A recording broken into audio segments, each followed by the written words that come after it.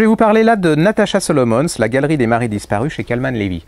Alors elle, j'avais adoré ses deux premiers romans, en particulier le premier qui s'appelait Jacques Rosenblum rêve en anglais chez Kalman Levy, qui est paru aux poches aussi, qui était l'histoire de ces réfugiés allemands qui voulaient être plus anglais que les Anglais, qui s'habillaient comme des Anglais, qui allaient réussir leur vie, mais le problème c'est qu'ils étaient juifs et d'origine allemande, et en Angleterre dans les années 50, ça se portait pas bien, hein. Donc vous pouviez avoir tout l'argent que vous vouliez, voilà.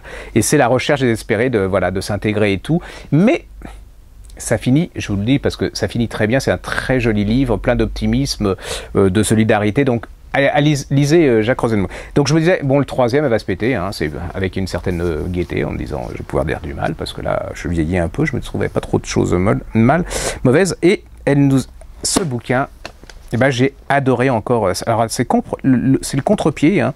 C'est l'histoire d'une jeune femme, on est dans les années 50. Les jeunes, elle a une trentaine d'années. Puis, à son 30e anniversaire, il y a son mari qui ouvre la porte. Il lui offre des roses. Elle est contente et tout. Joyeux anniversaire. Puis là, elle a quand même un doute parce qu'en fait, il ne s'est pas cassé les pieds. Il a coupé les roses du jardin, voyez-vous. Et puis, il ne revient jamais. C'est-à-dire que, voilà, il souhaite son anniversaire, il disparaît, elle ne comprend pas. Elle est d'origine juive. Elle n'est pas du tout pratiquante, ce qui énerve particulièrement ses parents. Elle reste avec un petit garçon qu'elle doit élever. Et puis, elle décide un jour qu'elle a envie d'un frigidaire. Années 50, vous voyez, c'était un frigidaire, hein, c'était pas un réfrigérateur, c'était un frigidaire. Et elle met de l'argent de côté, Et puis, les gosses, le gosse, il aimerait bien une télévision parce que tous les voisins en ont. Et puis, lui, il n'en a pas. Et ça fait vraiment ringard dans la cour de l'école. On ne peut pas se raconter truc. Et puis, elle part à Londres acheter son frigidaire. Mais dans leur tête, ils se disent, peut-être qu'elle va acheter une télévision. Voilà.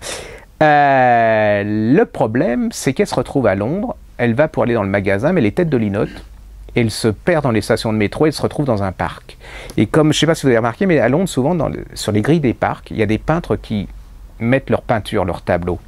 Et elle va tomber complètement en admiration sur un tableau fait par un jeune peintre.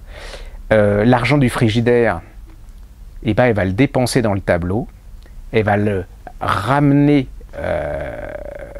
chez elle. Alors là, c'est une catastrophe pour les enfants parce que la télévision, avoir la tête de leur mère sur 4 mètres, enfin, c'est pas la tête de leur mère, mais le tableau sur 4 mètres 50, ils comprennent pas.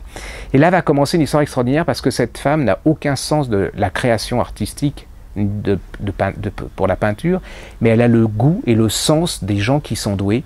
Et elle va commencer à faire une collection de tableaux, elle va devenir une des plus grandes galéristes de Londres. C'est toute cette histoire de cette femme qui va en fait faire exploser tous les tabous, qui va prendre son destin en main et de femme abandonnée va devenir quelqu'un. Est-ce qu'elle va trouver l'amour? Est-ce que ça va la satisfaire? C'est toute une description aussi de Londres, vous savez, des artistes, des peintres des années 60. C'est une petite merveille, c'est hyper agréable à lire. Ça s'appelle La Galerie des maris disparus, c'est chez Kalman Levy. Allez-y, j'ai vraiment un grand plaisir.